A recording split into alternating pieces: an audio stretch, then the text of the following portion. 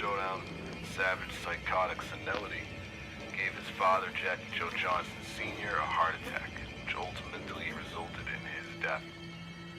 Jackie Joe Johnson Sr.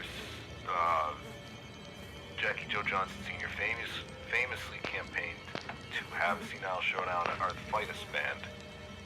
For 19 years, I have lobbied and campaigned tirelessly against these horrific video games and the poisonous gamers who play them. And for 19 years, it's fallen on mostly deaf ears. Now, I plead with the world Scythian government to hear my pleas. Allow me to air my grievances to you. Maybe then you'll be educated enough on these wretched entertainment systems and why they're corrupting young minds. Maybe then we can begin my proposed cure for this cultural filth, the Great Entertainment Purge. We'll start by banishing senile showdown games, then any other games with similarly violent and grotesque content, and then we can move on to movies, TV shows, stand-up comedians, podcasts, radio broadcasts, and so forth. We need to take cues from RAT security, react, assess, turn to the authorities. And as the authority on what is moral and just, I am turning to you, as I believe it is your duty as the World Scythian Council to ban these games.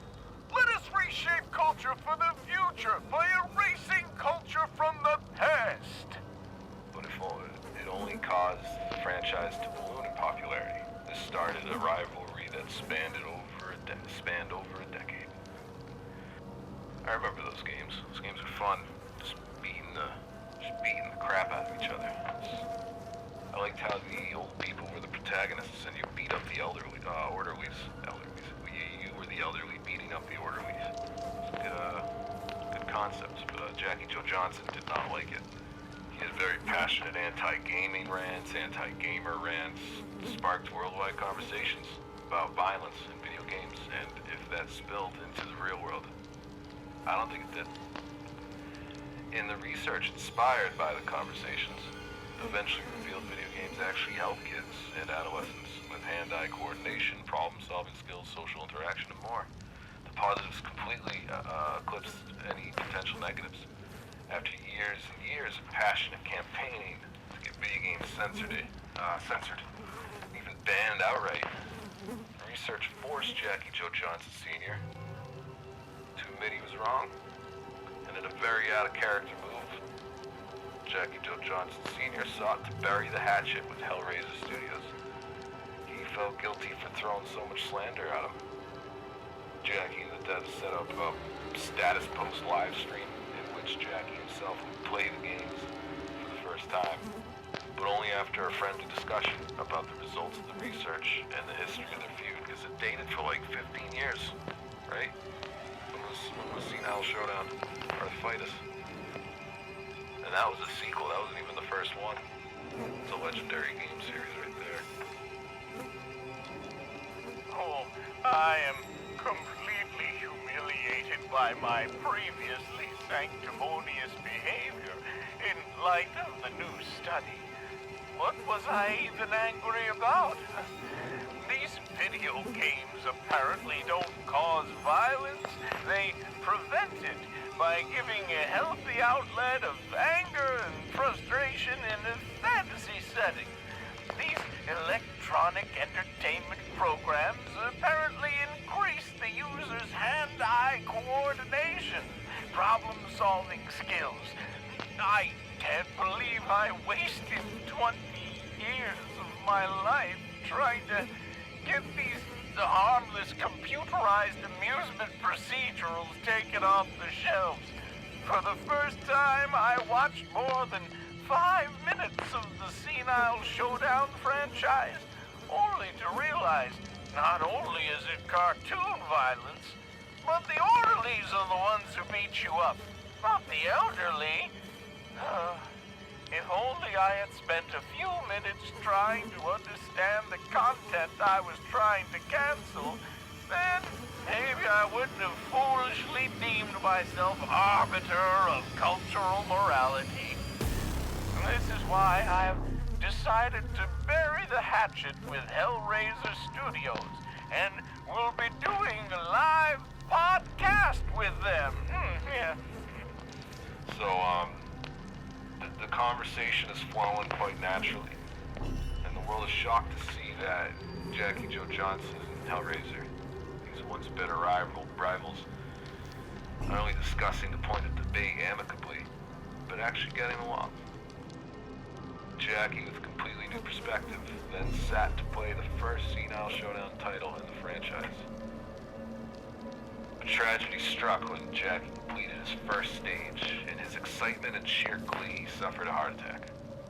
An autopsy later revealed Jackie Joe Johnson's sudden change in behavior and personality was actually due to undiagnosed dementia.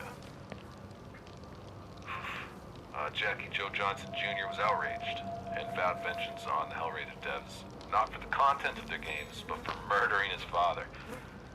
All of my life, I've said, Dad, those devs aren't bad people. Hellraiser is just making a goofy game. I mean, it's so cartoony. Why even be angry about it? And then he'd say to me, Son, everything is political. This video game is a bird call for radicalized anarchist, neo-fascist, totalitarian individualists opposed to the world's Scythian government.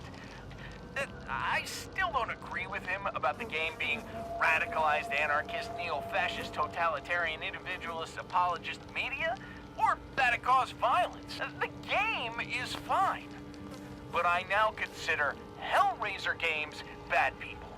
They willingly let an elderly man play their latest game, and it killed him. Sure, he was there on his own volition, literally burying the hatchet with this team, and sure, they never even said a bad word about him, despite decades of him trying to get them canceled, fired, doxxed, and ostracized from society. But I don't care about their humility. I care about their savagery. The rivalry my father and Hellraiser had may have died, but they now have a blood feud with me to worry about. I can't believe I used to sneak out to the arcades as a kid to play Senile Showdown, Antique Road Row, and with stolen quarters from my dad. I helped fund my own father's murder, supporting these cretins with money stolen from... These Jackie Joes are a bunch of wacky bros, if you follow me. Why are you trying to blame the actions of individuals on video games? Does no one have any, personal faculty anymore? Is holding people accountable now problematic? We gotta blame the art they misinterpreted for the stuff they choose to do afterwards? It's like a really, slippery descent to book-burning bonfires. The complete destruction of culture. But maybe I'm wrong.